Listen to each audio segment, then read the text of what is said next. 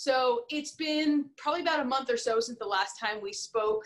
A lot of things have changed kind of in the global landscape of things, but not a whole lot has changed right here in Colorado. Where are you guys on the developments?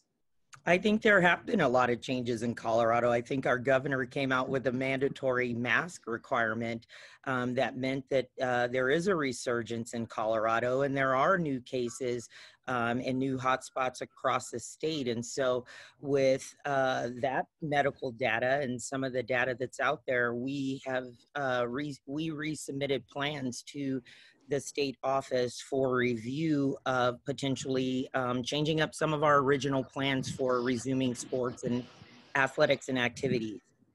What does that look like? In terms of? What did the proposal look like?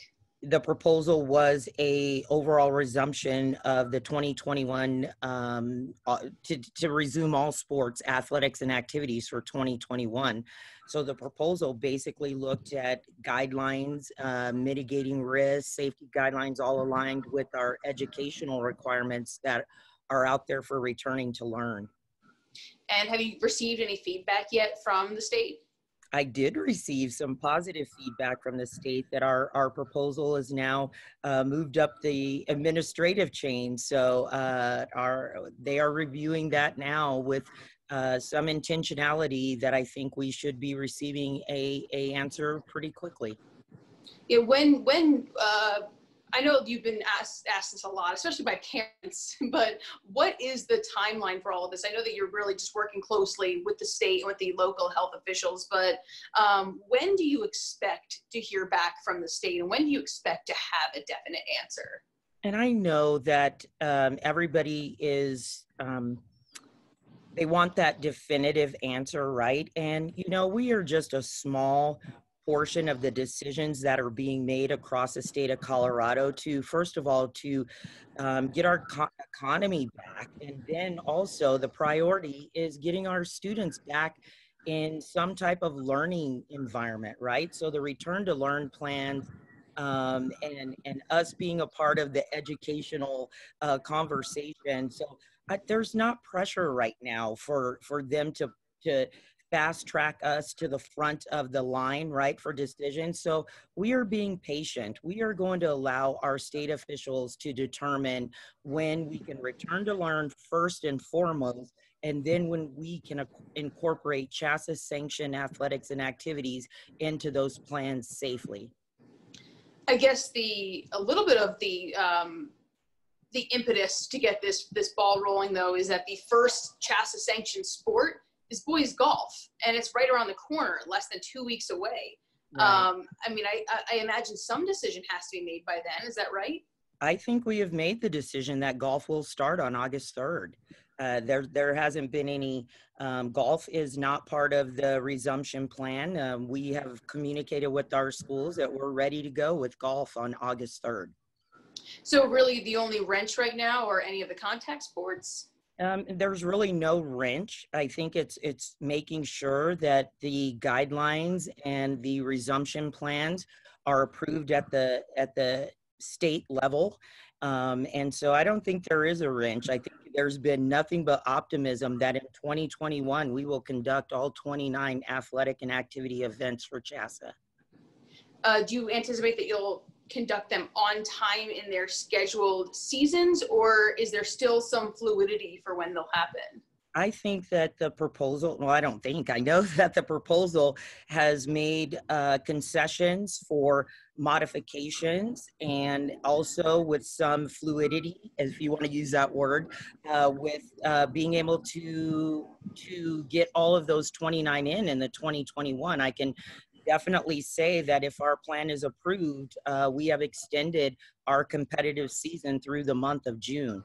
So we're really excited, and we think that our plan will protect the three-sport athlete. We're not just picking up a sport and moving a sport and saying, hey, make it work. We've made sure that we've protected our rural and small schools in our plan. We've made sure also that we are aligned with our educational guidelines for the start and resumption of actual return to learn. And so as much as there's a lot of pressure out there that CHSAA make this decision, we are going to do it the way we have since March, with the guidance and the leadership of our state and health officials.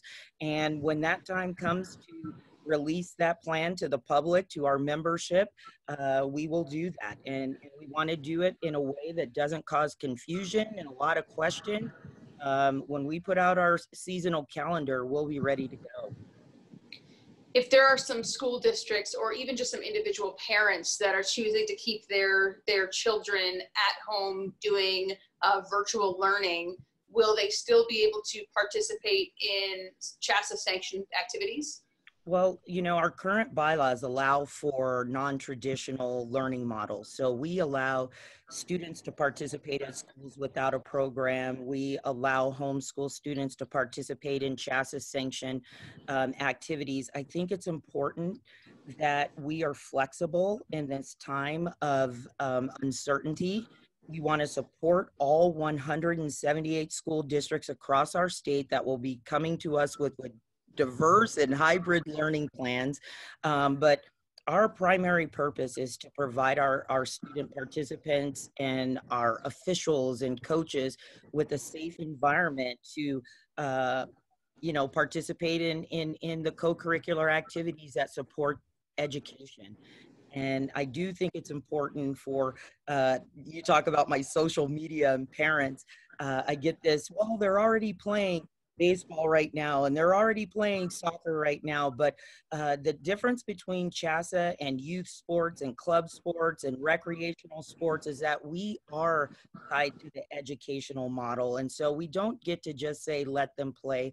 We have to make sure that if there are guidelines that are being upheld throughout the school day, that at 3 o'clock, all bets don't come off. We have to be aligned, and we can't undermine the day-to-day operations of 360 schools by putting out athletics with no guidelines. So once we receive that approval, our public and our school communities know that the advocacy from our office is to get our kids back on the field, the court, the pool, on the stage with speech and student leadership opportunities within the 2021 season.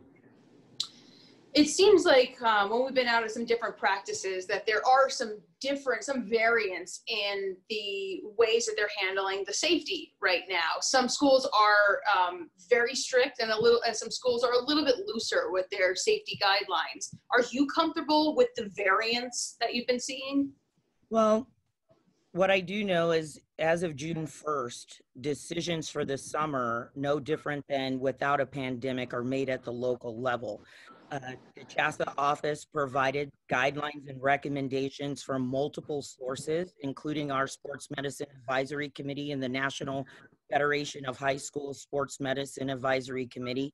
And our schools had the ability to create their return to coach athletic plans. And so I think that I trust our school districts to understand the place that we are.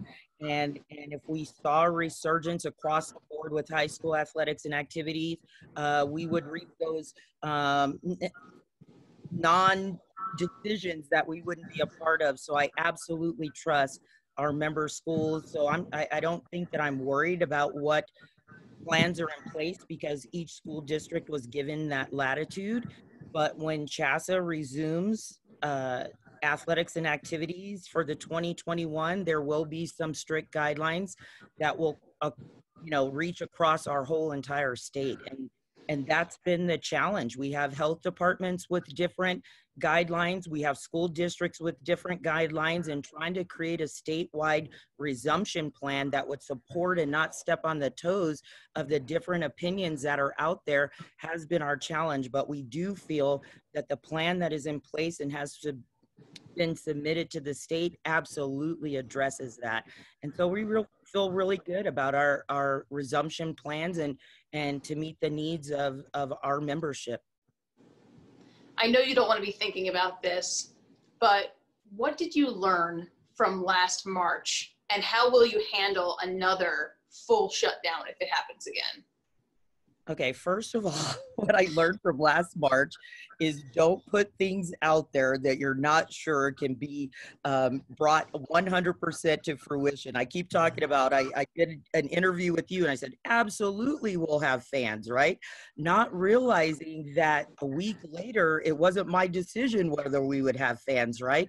So I've learned to be very measured and to provide our membership and our school communities with definitive answers so that it doesn't spiral out of control or the rumors don't start to escalate or they hold me to a decision that I made. When I made it with the best information at that time, and a week later the information changed. So that would be my number one thing, is to be very measured and to be very deliberate about what I put out there so that we can all be on the same page without confusion.